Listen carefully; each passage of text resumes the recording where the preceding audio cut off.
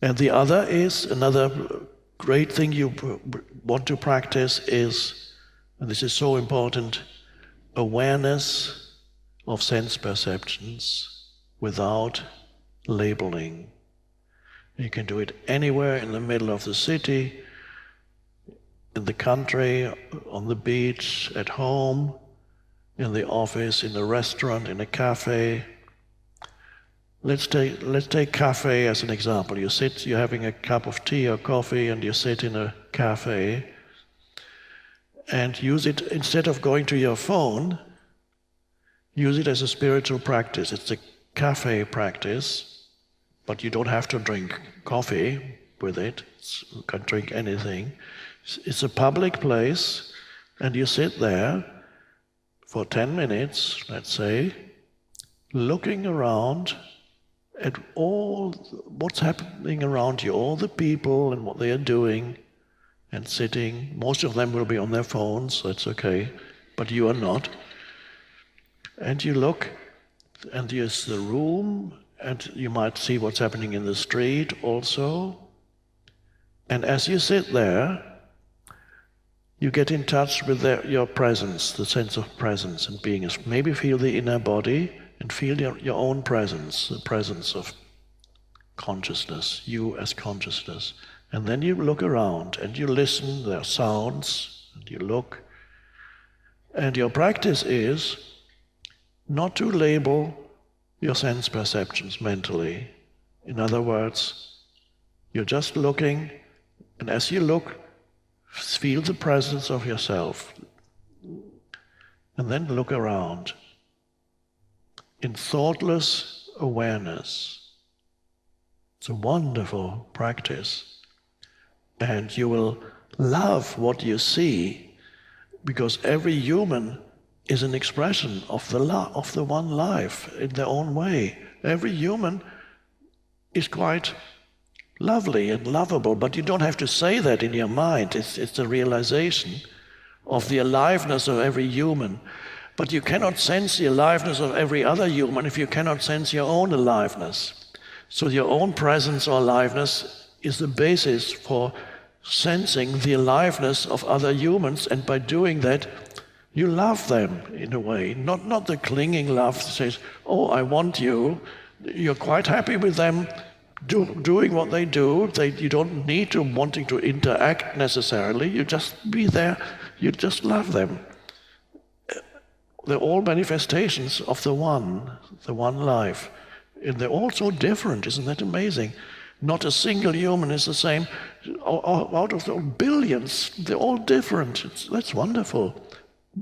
And yet, the essence in each one is the one essence that is one with your essence. And you can sense that if you don't label them. So that's a lovely practice to enjoy the aliveness of things in a limited space. If you sit, you're in a relatively passive situation when you sit in a cafe. There's a coffee, you might be tea, whatever you are drinking, but you're not doing much. So it's relatively easy to be there as the presence. And you don't have to do it in a way that people necessarily notice, or they probably won't notice anyway because they're on their phones, they don't see anything. But if they happen to be looking up from their phones, they might look a bit weird that you are not on your phone. There's something wrong with you.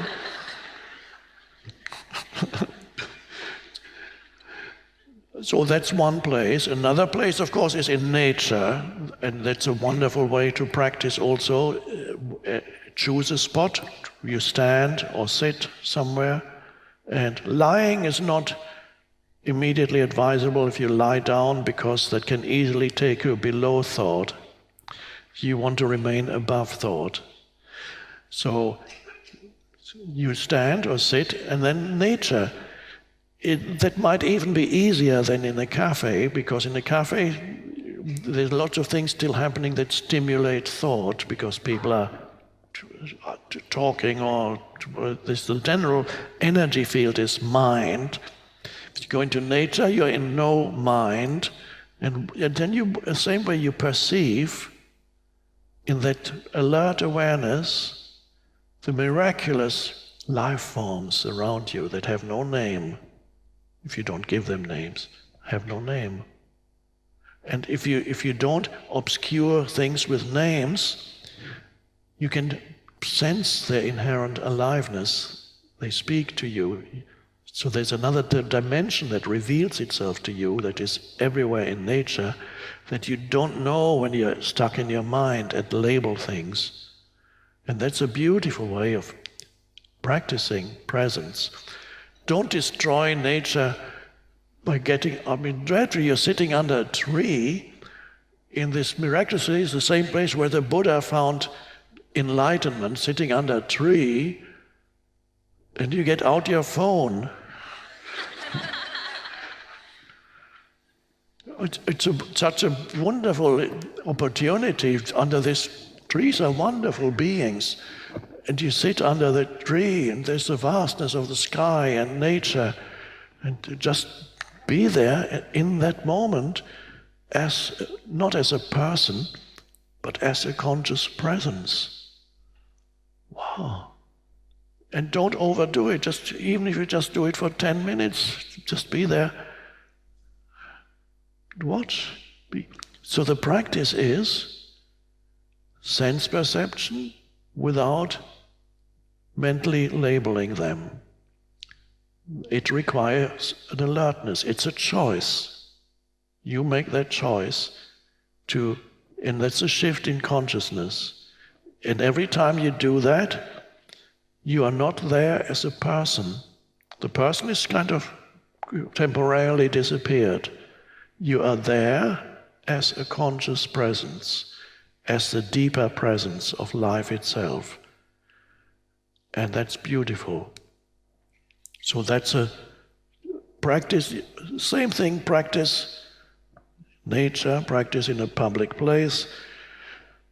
You can practice at every traffic light. If you're driving, every time the light is red, practice presence. Red light, presence, and look at the beauty of that red light.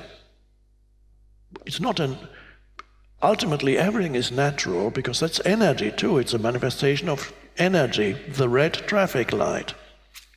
It has an aliveness too. It sounds weird, but it does. And so there's the light and it's telling you to be present. People have worked out, I don't know who did it, if somebody reaches the age of 70 and they start driving at the age of 20, somebody worked out how many, unfortunately I don't retain a lot of information in my mind, so you would have spent a year or so or more of your life sitting at traffic lights. And for most people that is something they don't like. But why not choose that, be present. Another thing I mentioned, little activities, washing your hands, be there completely, takes you out of your mind, sensory perception, water, beautiful. Maybe scent of soap, and you give it complete attention, which means you're not thinking, you're just experiencing. Elevator, lift, elevator, you're waiting for it. You can either get out your phone or you can just be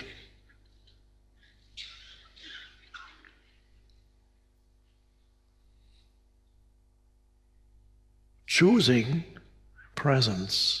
And the more you choose it, the easier it gets and the deeper you go into presence. And then you realize after a while, you didn't really choose. Presence chose you.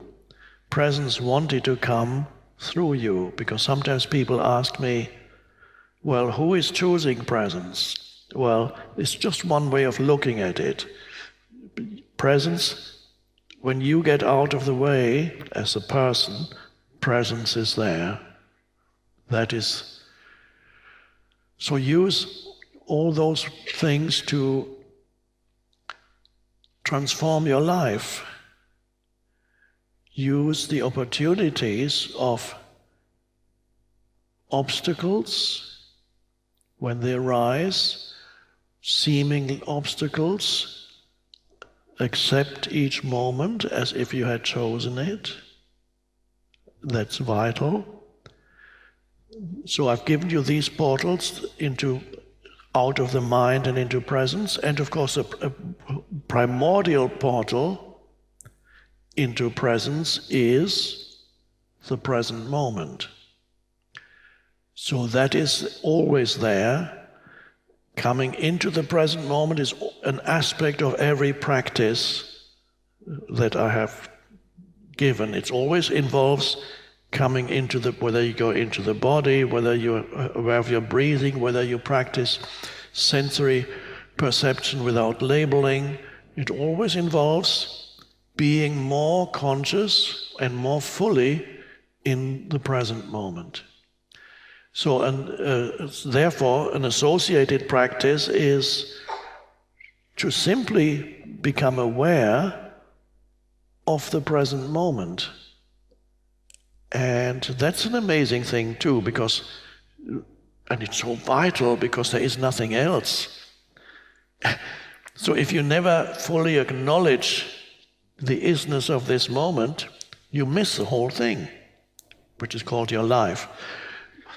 You miss the whole thing if you are not aware of the present moment. But how to be aware of the present moment encapsulates all that we have spoken about. First level of being aware of the present moment is to be aware of your sense perceptions. It's the first step into the present moment. Then perhaps you're aware of your breathing and your inner body, and sense perception at the same time. So first you become aware of where you are, what's around you, or what you're doing. And then you go deeper into the present moment, and the essence of the present moment is you. So the essence of what we call the present moment is consciousness. And consciousness is the space in which everything happens. Consciousness is the one thing that never changes, is the present moment. It's always now, it's always now. And what is the present moment in essence? In essence, the present moment is not what happens in the present moment. The deeper essence is the present moment is the space for whatever happens. And there's the space, like the canvas, however you want to call it. So you are aware of yourself ultimately as the present moment. And this realization that ultimately you are the present moment. Those words had not come to me when I was writing The Power of Now, so it never got into the book. Because the words came to me after I'd already written the book. Said, oh, I should have put that in. Oh, no, why didn't I put that in? Oh, you're no good. I didn't do that.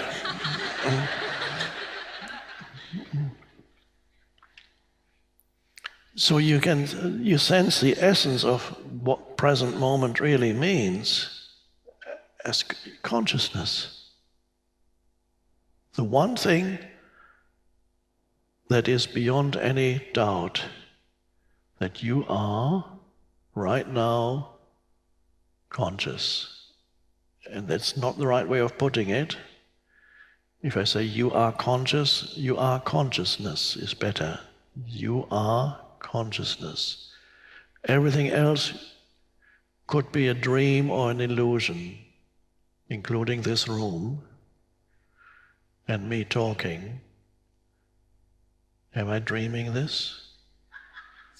He's talking, he's saying I may be dreaming this. Okay, maybe you are. Maybe all of sensory perceived so-called reality is a kind of dream. it's a way of looking at it. Certainly everything dissolves quickly, and then where was it? Where is it gone? It's gone. And the dream dissolves too. But what remains beyond any doubt, even if it is all a dream, there needs to be a consciousness for the dream to be perceived. And you are that. But what scientists don't look at is their own consciousness.